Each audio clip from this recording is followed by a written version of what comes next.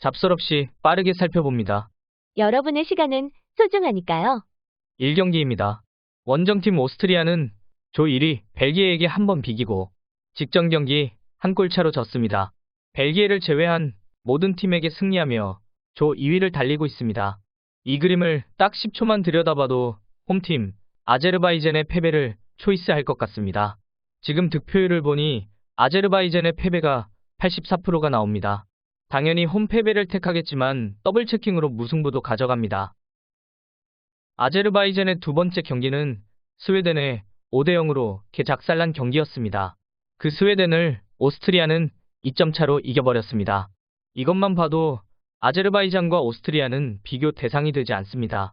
하지만 조 1위 벨기에를 놓고 보면 아제르바이잔은 홈에서 한 점 차로 패배했습니다. 오스트리아는 벨기에와 한 번 비기고 한 번 패했는데 바로 이번에 펼쳐진 경기는 벨기에가 전반 압도했으나 오스트리아가 끈적하게 따라가 결국 후반에 한 점 차로 패배했습니다. 홈팀 아제르바이잔은 홈에서 두 번 경기를 했는데 한 번은 에스토니아와 비기고 한 번은 벨기에에 한 점 차로 패배했습니다. 그리고 직전 경기는 원정으로 에스토니아를 잡아버렸죠. 아제르바이잔은 예선 첫 경기가 지금 만나는 오스트리아였는데 4대1이라는 큰 차이로 패배했습니다. 사실상은 승리와 무승부가 힘들어 보입니다. 하지만 가능성이 조금이라도 있다면 사보고 싶네요. 아제르바이잔이 이긴 팀은 5위 에스토니아밖에 없지만 홈에서 벨기에에 한 점 차 패배했다는 것과 점유율과 패스 정확도가 평균치는 된다는 것. 아제르바이잔의 첫 경기부터 보면 조금씩 좋아지는 모습을 보인 건 분명하죠. 첫 경기 4대1 패배, 두 번째 경기 5대0 패배했으나 세 번째 홈에서 무승부 경기를 했고 네 번째 홈에서 벨기에를 상대로 선전했으며 다섯 번째 경기엔 홈에서 비겼던 에스토니아를 원정에서 잡았으니까요. 작은 확률이지만 아제르바이잔의 희망을 살려봅니다. 무승부와 패배 가져갑니다. 이 경기는 조 2위 그리스와 3위 네덜란드의 경기입니다. 이번 조의 4위와 5위는 아일랜드와 지브롤터입니다. 그리스는 그 두 팀을 각각 두 번씩 만나서 4승을 챙겼습니다. 네덜란드는 그리스가 두 번씩 만난 지브롤터와 아일랜드를 한 번씩 만났으며 조 1위 프랑스를 두 번 만나 2패를 안고 있습니다. 4위 5위를 두 번 만난 그리스와 1위를 두 번 만난 네덜란드라고 보시면 되겠네요. 아무래도 이번 경기로 인해 두 팀의 순위는 바뀔 것 같은데요. 그리스는 이미 네덜란드에게 3대0으로 깨진 적이 있습니다. 홈과 원정이 바뀌기는 했지만 너무 큰 차이로 깨져 홈 이점을 살려 승리를 챙긴다는 건 어려워 보입니다. 홈팀 그리스의 패배 챙겨놓습니다. 3경기는 조 5위 지브롤터와 조 4위 아일랜드의 경기네요. 오래 볼 경기는 아닙니다. 지브롤터는 5경기 동안 득점을 아예 하지를 못했고 원정팀 아일랜드는 1위 프랑스전을 제외하고 2위 그리스와 3위 네덜란드전에서 패하기는 했으나 골을 넣었습니다. 지브롤터는 점유율이 너무 뒤떨어지고 이미 아일랜드에 큰 점수차로 패한 전력이 있습니다. 홈팀 지브롤터의 패배 가져갑니다. 4경기 벨기에와 스웨덴 경기네요. 벨기에는 첫 경기에 이미 스웨덴을 원정으로 3점 차로 잡았으며 2위 오스트리아와 비긴 경기 말고는 전승 행진 중입니다. 스웨덴은 2위 오스트리아에게도 두 번이나 깨졌으며 스웨덴이 잡은 팀은 4, 5위 아제르바이잔과 에스토니아뿐입니다. 벨기에는 스웨덴이 두 번이나 깨진 오스트리아와 한 번은 비겼으나 직전 경기는 한 점 차 승리를 했습니다. 이번엔 벨기에의 홈이기까지 합니다. 스웨덴이 벨기에를 이길 확률이 현저히 적어 정배 홈승 가져갑니다. 5경기 아이슬란드와 리히텐슈타인 경기입니다. 나란히 5위와 6위에 자리하고 있습니다. 아이슬란드는 이미 리히텐을 원정으로 0대7이라는 거대한 점수로 격파한 적이 있고 보스니아까지 홈에서 이겨버린 전력이 있습니다. 그에 반해 리히텐은 7전에 7패 중입니다. 보스니아에게 뽑아낸 한 점이 유일한 득점입니다. 점유율이 현저히 떨어져 아이슬란드의 홈에서 이변을 기대할 수 없는 입장입니다. 홈팀 아이슬란드의 승리 가져갑니다. 6경기는 보스니아와 폭격기가 만났네요. 보스니아는 세 번째 경기에 이미 포르투갈에 3점 차로 패배한 전력이 있고 보스니아가 이긴 3번의 경기는 약체 리히텐을 2번, 아이슬란드를 1번 이겨 3승은 챙겼습니다. 포르투갈은 2조에서 폭격기의 모습을 보여주고 있습니다. 무승부 한 번 없이 전승 중이며 득점은 27점인데 반해 실점은 2점뿐입니다. 본선을 확정지어 로테이션을 돌린다 해도 보스니아는 충분히 잡아줄 전력입니다. 또한 예선 전승의 기록을 이어나가려 하겠죠.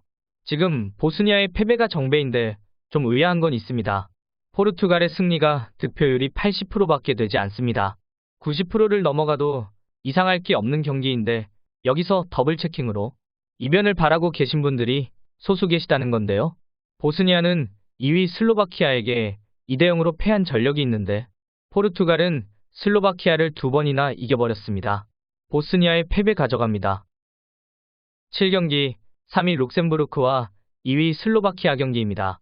똑같이 7번 경기를 치렀는데 슬로바키아가 한 번 더 승리가 많습니다. 하지만 슬로바키아는 약체 리히텐을 2번 만났다는 걸 생각하면 슬로바키아가 1승이 더 많은 건 별 의미가 없어 보입니다. 두 국가는 첫 경기에 슬로바키아의 홈에서 경기를 치렀는데 0대0으로 무승부 경기를 했습니다. 이번엔 룩셈부르크의 홈입니다. 점유율과 패스 정확도는 큰 차이가 없다고 봐야 하는데 룩셈부르크의 경고가 22이나 되네요. 슬로바키아보다 거친 경기를 한다는 건데 이번엔 홈이기까지 하고 두 팀이 이긴 팀은 똑같습니다. 하지만 똑같이 폭격기 포르투갈을 2번 만났는데 슬로바키아는 2번 모두 한 점 차 패배를 한 반면에 룩셈부르크는 6점 차로 패하고 9점 차로 패한 경기를 했습니다. 둘의 득점율은 비슷하나 실점이 완전 많이 차이가 나네요. 그 차이는 포르투갈이 만들어낸 차이라고 보면 사실상 두 팀의 승패를 예측하긴 어려워 보입니다. 득표율은 승무패가 각각 19%, 36%, 44%로 팔리는데 슬로바키아의 승리가 룩셈보다 2배 높은 득표율을 보이네요. 룩셈의 승리 의지가 슬로바키아보다 더 크긴 하겠지만 의지가 승패를 결정짓는 것도 아닌 만큼 역시 어렵네요. 모든 수치가 슬로바키아가 앞선다고 나오나 룩셈의 홈발을 생각해 점수를 좀 더 주고 싶네요. 룩셈의 승과 무냐, 승과 패냐인데 이미 두 팀이 무승부 경기를 한 걸 생각해 패보단 무승부를 초이스하겠습니다. 홈팀 룩셈의 승리와 무승부 챙겨갑니다. 8경기 나란히 3위와 4위에 자리한 핀란드와 카자흐스탄 경기입니다. 핀란드는 1위 슬로베니아를 홈에서 한 번 잡고 원정에서 패했으며 카자흐스탄은 2위 덴마크를 홈에서 한 번 잡고 원정에서 패했습니다. 둘은 이미 한 번 만난 적이 있으며 핀란드가 원정에서 0대1로 승리했습니다. 이번엔 카자흐스탄이 원정입니다. 둘의 득실률은 비슷한 수준이나 점유율과 반칙이 많은 차이를 보입니다. 핀란드는 경고가 9인데 반해 카자흐스탄은 경고가 18배, 퇴장 전력도 있습니다. 현재의 득표율을 보면 핀란드 승리가 72%, 카자흐스탄 승리가 9%입니다. 완전히 압도적으로 핀란드가 정배몰이를 하고 있습니다. 핀란드와 카자흐스탄은 월드컵 예선과 유로컵에서 이번까지 총 4번을 만났는데 4번 모두 핀란드가 승리했습니다. 하지만 2번은 2대0의 승리인 반면에 2번은 한 점 차 승리였습니다. 지난번 만났을 땐 대등한 경기를 펼치다 78분에 핀란드가 골을 뽑아냈습니다.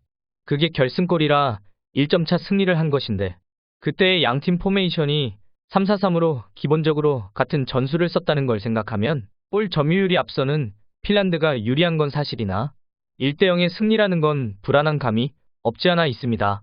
두 국가 간 경기에서 무승부가 없고 이번 유로 예선에서도 양팀 모두 무승부 경기는 없습니다. 상대 전적에서 핀란드가 앞서고 이번 예선에서 이미 핀란드가 이긴 전력이 있으나 그 점수차가 1점이라는 걸 생각해 봐야 하고 포메이션이 같았다는 걸 생각해 이번 경기를 삭제하겠습니다. 일단 승무패 모두 체킹해 놓습니다. 9경기는 잉글랜드와 이탈리아 경기입니다. 첫 경기에서 이미 잉글랜드가 원정 가서 한 점 차 승리를 했습니다. 두 팀의 득실률이나 패스 정확도 반칙의 비교는 무의미합니다. 골 운이 좋은 놈이 이기는 겁니다. 다음 세대는 이탈리아가 좀 좋아 보이지만 지금 현재의 전력은 잉글랜드가 조금 더 좋아 보이는 건 사실입니다. 하지만 국가 간 경기에서 양팀의 전력은 비슷하고 첫 경기에 이탈리아가 이겼거나 무승부였다 해도 이변이라 할 수는 없었습니다. 이번 경기 역시 결과가 어떻게 나와도 이상할 게 없는데 득표율은 잉글랜드가 50%를 가져가고 나머지 50%가 무와 패로 갈리고 있습니다. 어떤 이들은 원픽으로 또 어떤 이들은 더블 체킹으로 적중을 노리겠지만 저의 경우는 3픽으로 적중을 확실히 하고 가겠습니다. 승무패 모두 쓸어 담습니다. 10경기는 우크라이나와 몰타의 경기입니다. 홈팀 몰타는 6전 전패입니다.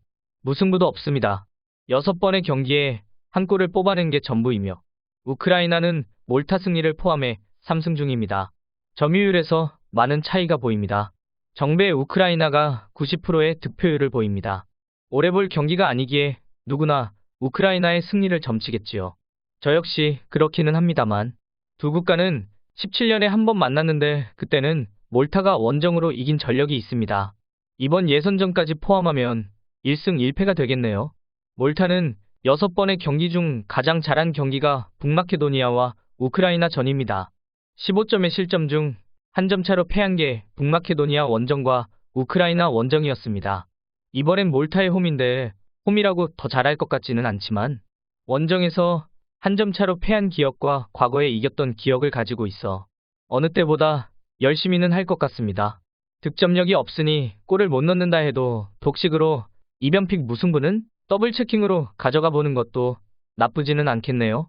저의 경우는 픽이 모자라 무승부까지 가져갈 수 없지만 혹시 남는 분 계시면 독식 무승부도 가져가 보시는 건 어떨까 싶네요. 전 이변 없이 몰타의 패배 가져갑니다. 11경기는 2위 세르비아와 3위 몬테네그로 경기입니다. 원정팀 몬테네그로는 불가리아를 2번 잡아 2승을 챙겼습니다. 몬테네그로는 리투아니아와 무승부 경기를 했는데 홈팀 세르비아는 그 리투아니아를 2번 다 2점 차로 잡았습니다. 이미 세르비아는 몬테네그로도 2번째 경기에서 2점 차로 잡았습니다.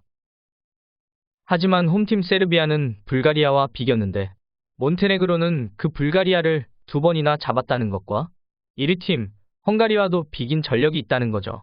점유율은 세르비아가 많이 앞서고 몬테네그로는 퇴장의 전력도 있어 세르비아의 승리가 유력시 되지만 각각 상대한 팀들 간의 비교를 해보면 단지 세르비아가 몬테네그로를 2대0으로 잡은 승리 그것 하나만 남는다고 봐도 크게 문제될 건 없어 보입니다.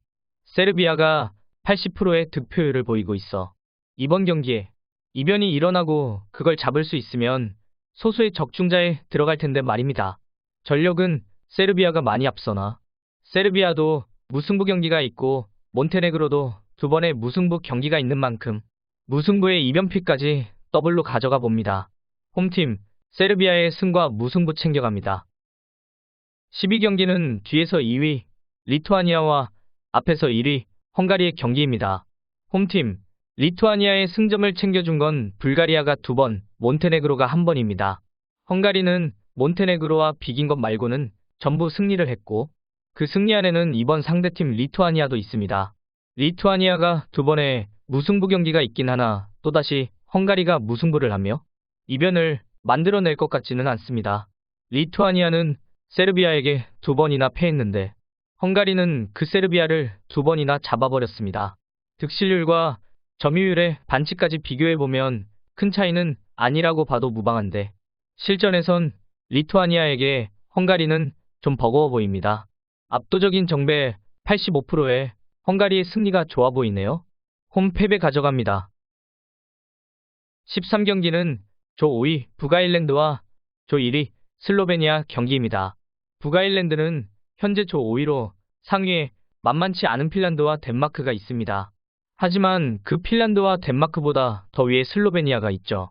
북아일랜드는 이미 5차전에 슬로베니아에 2점 차로 패한 전력까지 있습니다. 단순히 1위와 5위의 싸움이라고 판단하는 게 아니라 덴마크를 상대로 보면 근소하게 슬로베니아가 앞섭니다. 북아일랜드의 패배 5번 중 4번이 한 점 차 패배입니다. 하지만 유일하게 슬로베니아에겐 2점 차의 패배를 했죠. 그건 북아일랜드에게 덴마크와 핀란드는 해볼 만한 팀으로 여겨져도 슬로베니아는 버거운 상대라는 겁니다. 이상한 건 슬로베니아가 정배이긴 하나 득표율이 50%에 못 미치는 47%라는 거고요. 이번 경기에 북아일랜드의 승과 무승부의 이변을 같이 보시는 분들이 많다는 건데, 북아일랜드가 계속 아깝게 한 점 차 패배를 했었다는 게 많은 작용을 한 것 같습니다. 저는 북아일랜드의 패배 하나 가져가겠습니다. 14경기는 덴마크와 산마리노 경기입니다. 산마리노는 7번 경기를 하는 동안에 득점이 한 점도 없습니다. 그에 반해 덴마크는 15골이나 넣어버렸죠. 이번 14경기 중 가장 많은 득표율을 보이는 경기가 이번 덴마크의 승리입니다. 오래 볼 경기는 아니고 이변을 일으킬 요소를 찾아보는 건 욕심 같습니다. 산마리노의 패배 가져갑니다. 체킹한 걸 살펴보면 72조합이나 나오네요. 보통 삭제를 잘 안 하는 편인데 8경기, 9경기를 삭제해서 그런가 봅니다. 조합수가 평소보다 많이 나온 걸 보면 쉬운 회차로 보이지는 않는데 말입니다. 일단 줄여야겠죠? 픽을 줄이기 위해선 적어도 삭제한 8경기, 9경기를 더블픽으로 줄이고 1경기, 7경기, 11경기 중 하나를 지워야 하는데 말입니다. 축구는 무승부가 덜어 나오기는 하지만 그래도 승패로 갈리는 게 보기도 좋고 확률도 더 많습니다. 그런 이유로 7경기, 8경기, 9경기의 무승부를 삭제하겠습니다. 그렇게 16조합이 완성되었습니다. 체킹한 걸 보니 그렇게 썩 마음에 들지는 않습니다. 여러분들은 흡족한 픽업하셔서 좋은 결과 만드시기 바랍니다. 마칩니다.